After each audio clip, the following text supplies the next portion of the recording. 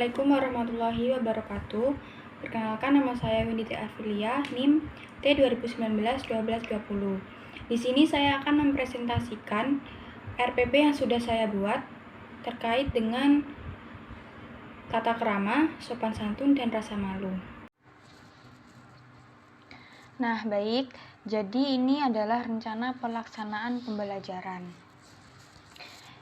Di dalam rencana pelaksanaan pembelajaran, di antaranya itu terdiri identitas RPP, yaitu yang meliputi satuan pendidikan, materi pelajaran, kelas 1 semester, materi pokok, alokasi waktu, serta tahun ajaran. Untuk satuan pendidikannya itu saya menggunakan SMP Negeri 2 Srono yang terletak di Kecamatan Srono, Kabupaten Banyuwangi. Materi pelajaran yaitu pendidikan agama Islam dan budi pekerti.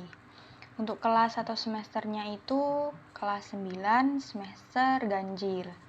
Untuk materi pokoknya tata krama, sopan santun, dan rasa malu.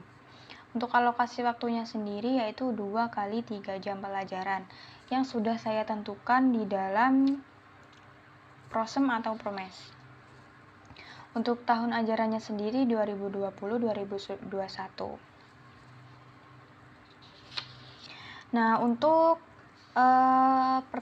poin pertama yaitu kompetensi inti. Kompetensi inti merupakan operasionalisasi standar kompetensi lulusan yang harus dimiliki oleh setiap peserta didik. Nah, KI sendiri saya mengutip dari Peraturan Menteri Pendidikan dan Kebudayaan Republik Indonesia Nomor 37 Tahun 2018, yakni perubahan atas Peraturan Menteri Pendidikan dan Kebudayaan Nomor 24 Tahun 2016 tentang kompetensi inti dan kompetensi dasar pelajaran pada kurikulum 2013 pada pendidikan dasar dan pendidikan menengah. KI sendiri terdapat 4 komponen ya. KI 1 yang yakni sikap spiritual, KI 2 sikap sosial, KI 3 kognitif atau pengetahuan, dan KI 4 psikomotorik atau keterampilan. Seperti itu. Nah, untuk selanjutnya yaitu ini KI saya. Bisa dilihat.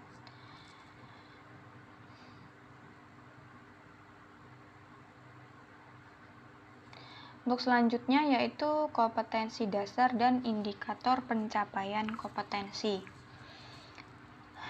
Kompetensi dasar adalah kompetensi yang terdiri atas sikap, pengetahuan, dan keterampilan yang bersumber pada kompetensi inti yang harus dikuasai oleh peserta didik itu sendiri. Untuk indikator pencapaian kompetensi adalah penjabaran dari kompetensi dasar, yaitu berupa perilaku yang dapat diukur untuk melihat sejauh mana ketercapaian dari kompetensi dasar itu sendiri. Kompetensi dasar tersebut saya mengutip dari silabus SMP tahun 2017 karena materi saya terdapat pada kelas 9 semester 1, jadi mengutip dari silabus SMP, tidak mungkin di silabus SMA, nanti beda hasilnya. Nah, untuk KD 1.7 terdiri dari angka satunya ini yang mana menunjukkan kompetensi inti yang pertama, 1. Dan yang 7 ini adalah bab 7 dari materi pokok ke-7, seperti itu. Begitu seterusnya.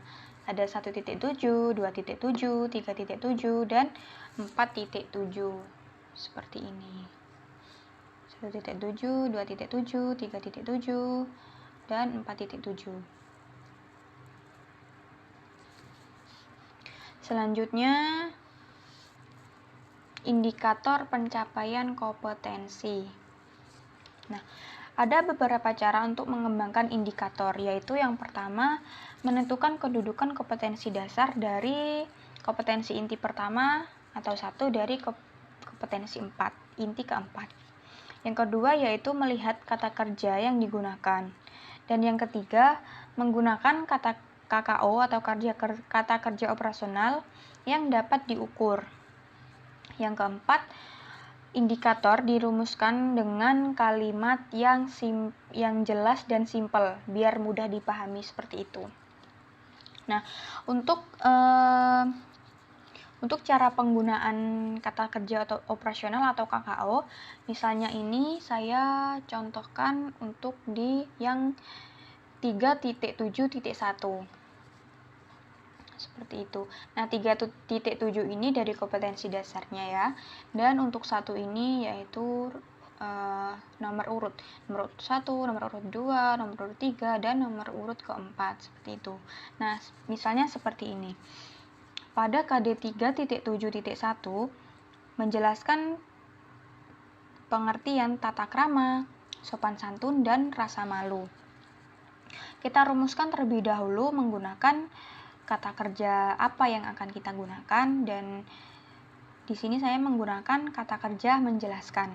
Nah, di dalam kata kerja menjelaskan ini terletak pada tabel kata kerja operasional atau KKO yang terdapat pada ranah kognitif C2, yaitu memahami. Seperti itu.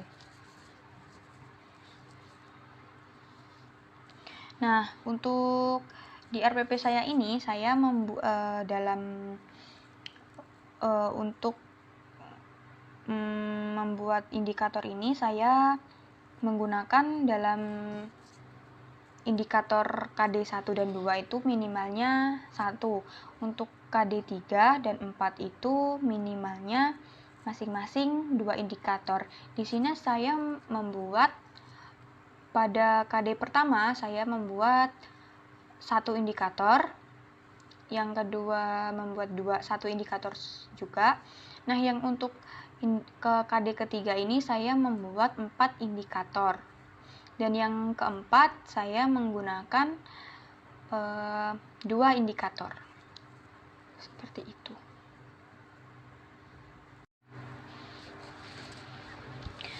Nah, untuk tujuan pembelajaran, yaitu tujuan pembelajaran yakni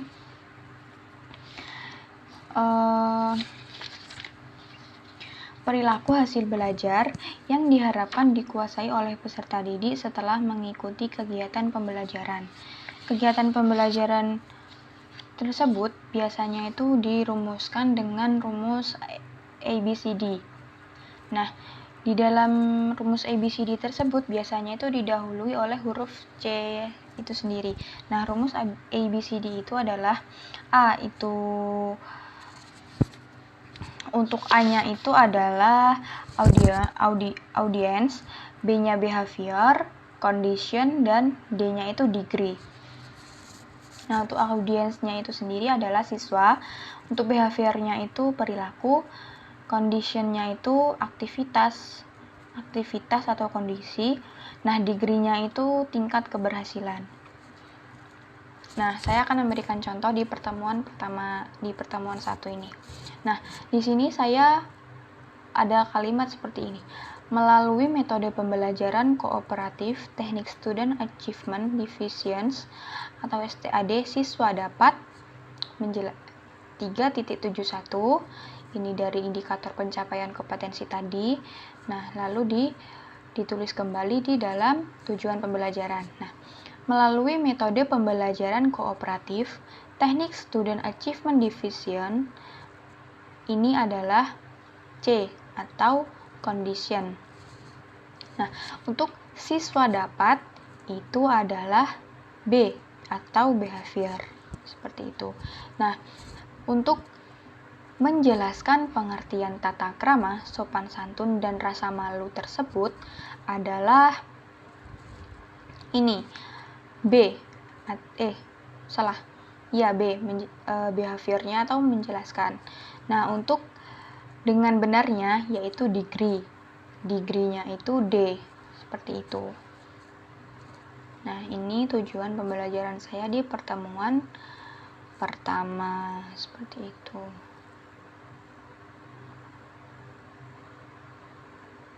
Nah, untuk pertemuan kedua ini sama. untuk pertemuan ini sama ya, untuk pertemuan kedua. Nah, selanjutnya yaitu materi pembelajaran.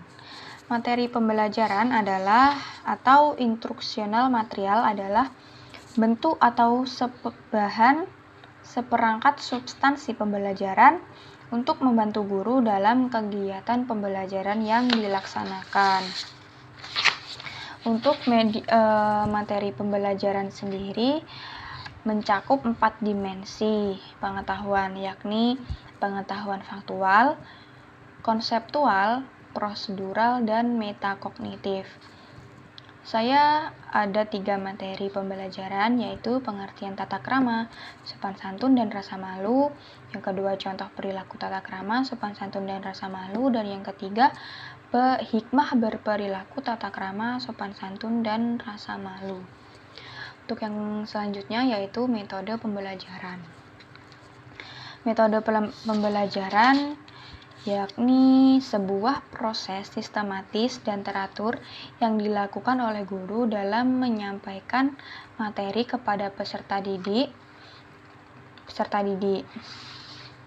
Nah, pada pertemuan pertama saya menggunakan pendekatan saintifik.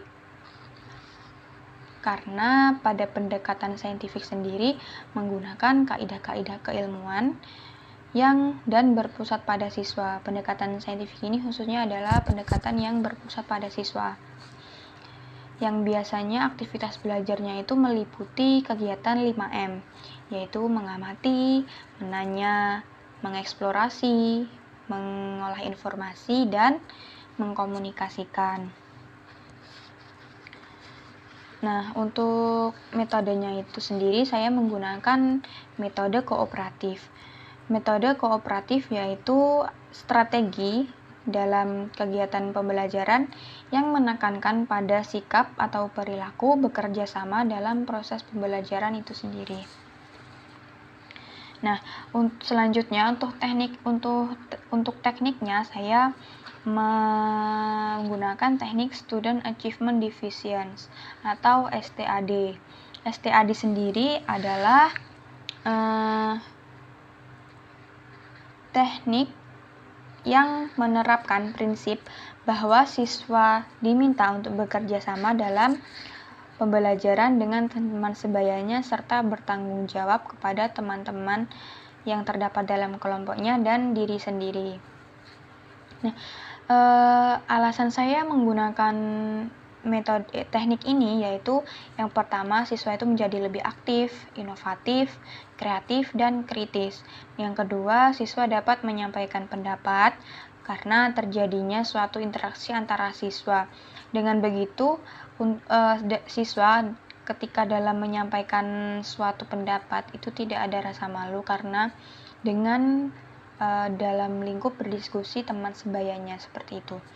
Jadi saling bertukar pikiran dan menyampaikan pendapatnya masing-masing. Dan yang ketiga itu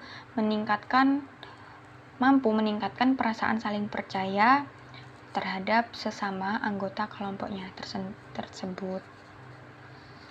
Selanjutnya yaitu media pembelajaran. Media pembelajaran adalah alat-alat bantu yang digunakan untuk menunjang pelaksanaan proses pembelajaran mulai dari buku teks hingga penggunaan media elektronik yang terdapat di dalam kelas dan sudah difasilitasi oleh suatu sekolah tersendiri. Untuk media pembelajarannya saya yang pertama menggunakan buku pendidikan Islam, agama Islam dan budi pekerti, tayangan film pendek terkait perilaku tata krama, sopan santun dan rasa malu, laptop untuk menayangkan suatu film pendek yang tadi, dan LCD proyektor supaya bisa dilihat oleh semua yang di dalam kelas. Nah, yang terakhir yaitu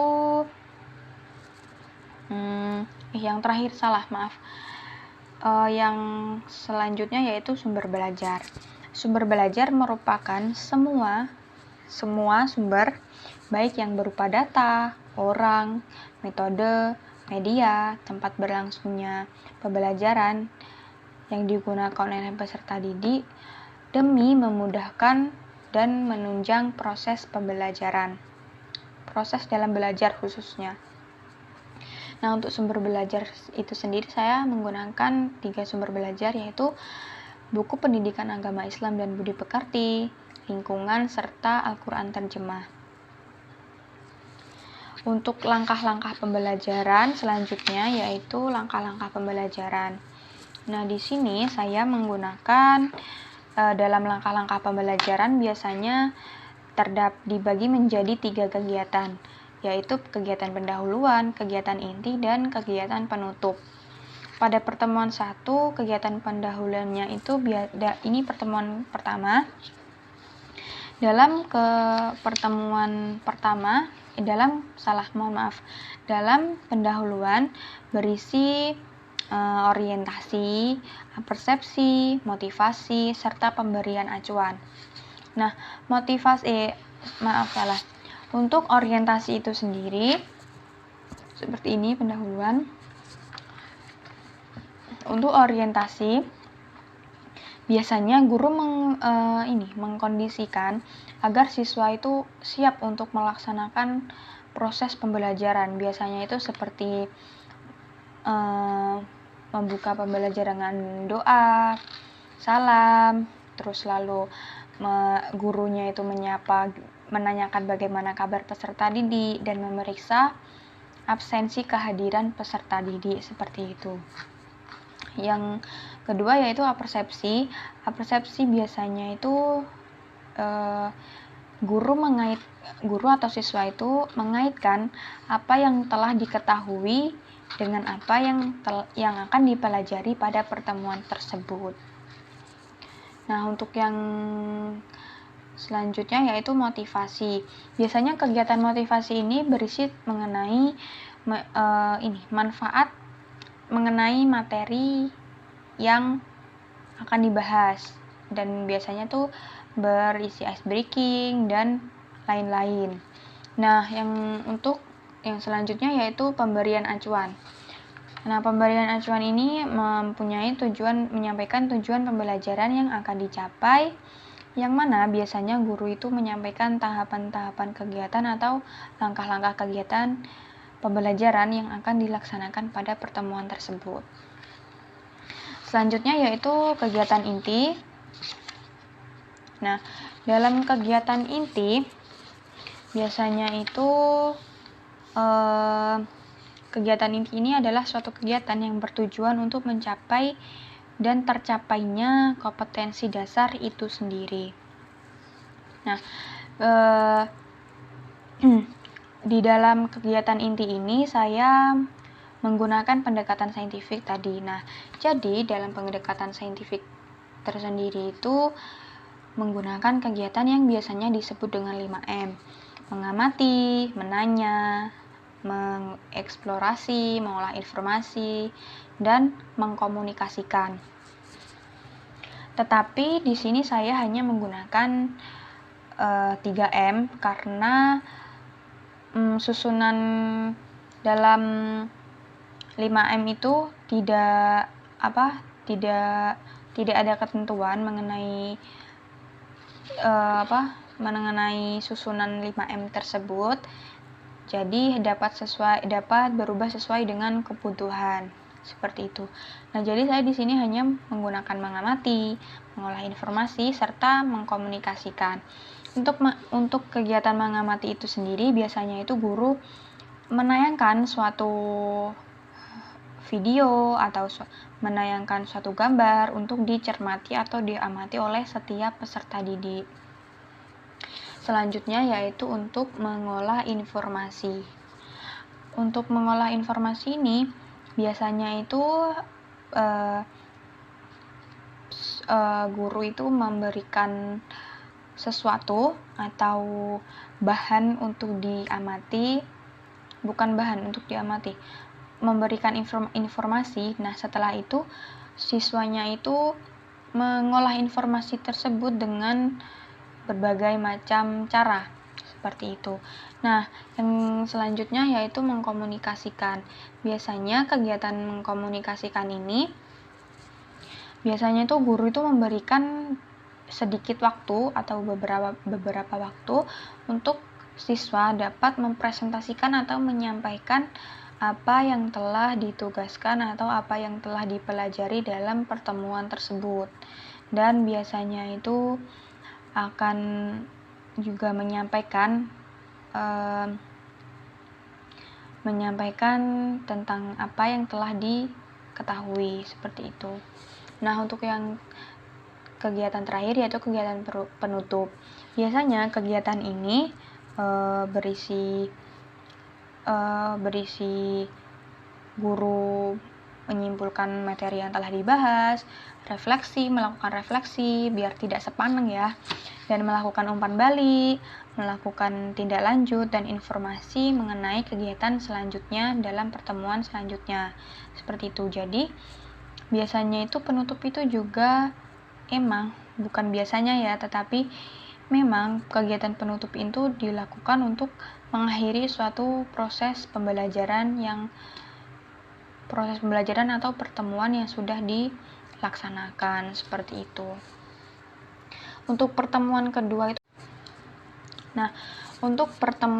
ini juga sama, ada pendahuluan, ada kegiatan inti, ada kegiatan penutup. Nah,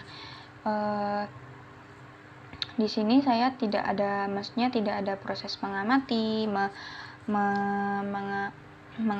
mengolah informasi dan mengkomunikasikan, karena pada pertemuan kedua ini saya melakukan ulangan harian, seperti itu. Nah, untuk alokasi waktunya itu karena masih SMP, jadi waktunya itu 1 jam itu 40 menit, seperti itu. Jadi 1 jam itu 40 menit. Nah, di sini saya ada 2 kali 3 JP, berarti 2 kali 3 jam pelajaran. Nah, itu 3 jam pelajaran dikali 40 menit. Jadi dalam satu pertemuan itu berisi 120 menit. Seperti itu. Nah, di dalam pertemuan yang pertama tadi saya menggunakan kegiatan pendahuluan dengan 10 menit, menuliskan waktu 10 menit, lalu pada kegiatan inti 100 menit, dan kegiatan penutup 10 menit. Nah, untuk pertemuan kedua kali ini, untuk pendahuluannya itu saya menuliskan 15 menit, untuk kegiatan intinya menuliskan 95 menit, dan untuk kegiatan penutupnya menuliskan 10 menit. Seperti itu. Karena dalam alokasi waktunya sudah ditentukan di dalam yang sudah saya hitung di dalam prosem. Nah, itu. Nah, yang terakhir yaitu penilaian.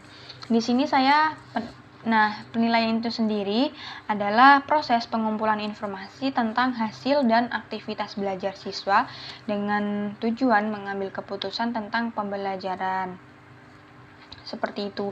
Di dalam RPP ini saya menggunakan 3 jenis penilaian, yaitu diantaranya penilaian sikap, penilaian pengetahuan, dan penilaian keterampilan.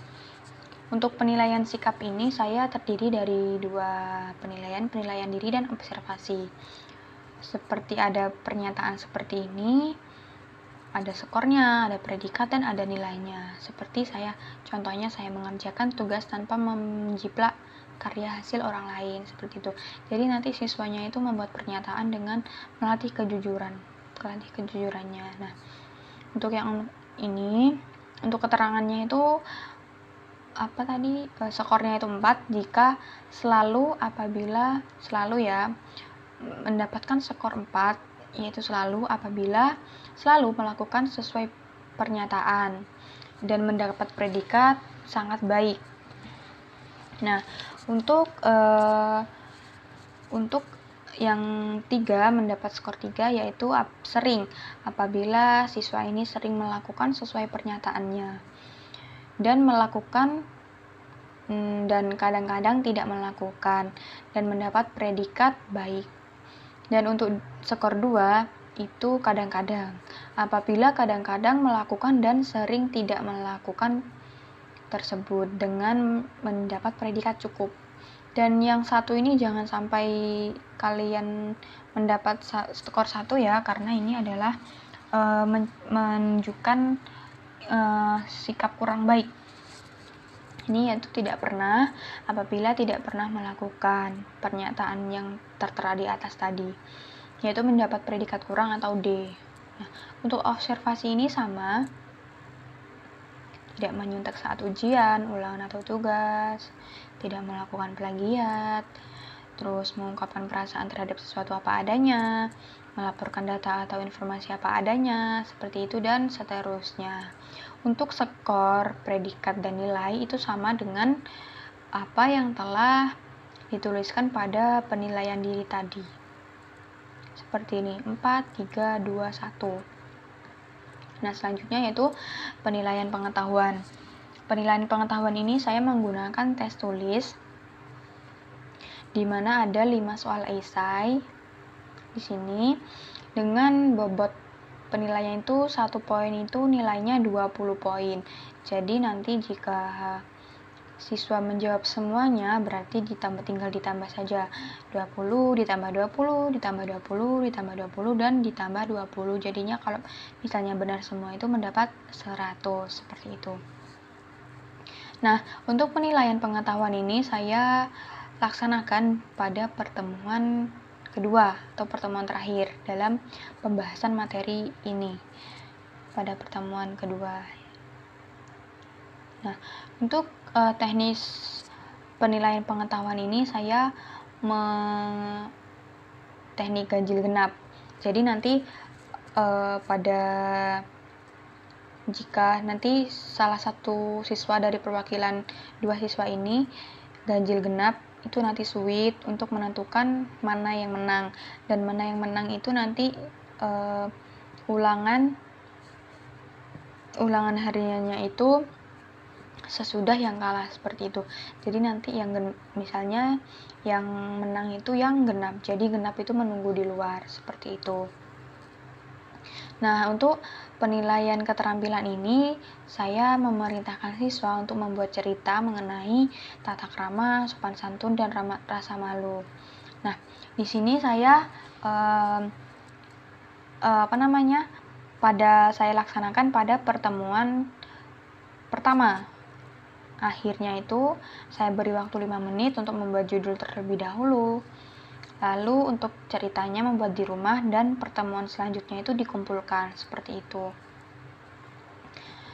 Nah, untuk aspek yang saya nilai itu seperti ini. 1, keterampilan tulisan, biar rapi, biar bisa dilihatnya itu enak gitu kalau misalnya tulisannya rapi. Nah, untuk selanjutnya yang dinilai itu adalah bobot cerita, di mana bobot cerita ini mengandung tidak cerita atau ke perilaku dari tata krama, sopan santun, dan rasa malu ini ada tidaknya materi tersebut di dalam cerita yang sudah dibuat, seperti itu. Nah, yang ketiga itu kejelasan tulisan. Nah, kenapa kejelasan tulisan? Karena ketika tulisannya itu tidak bisa dibaca, saya tidak dapat memahami apa yang telah dituangkan dalam cerita tersebut. Kalau misalnya tulisannya rapi tetapi mohon maaf misalnya jelek, yang penting bisa dibaca. Tulisan jelek itu bukan berarti tulisan yang tidak bisa dibaca. Masih mending tulisan itu rapi tetapi jelek, tapi dalam artian bisa dibaca, ketimbang tulisan rapi tetapi bagus tapi tidak bisa dibaca. Itu sama saja. Jadi kejelasan tulisan itu penting buat saya. Nah, terus yang terakhir itu adalah keindahan tulisan. Misalnya diukir-ukir seperti itu, tapi dalam artian harus jelas tulisannya bisa dibaca. Nah, untuk skor atau predikatnya ini A sangat baik, B baik, C cukup, dan D kurang, seperti itu. Nah, jadi itu RPP yang sudah saya buat. Semoga kalian memahaminya. Terima kasih.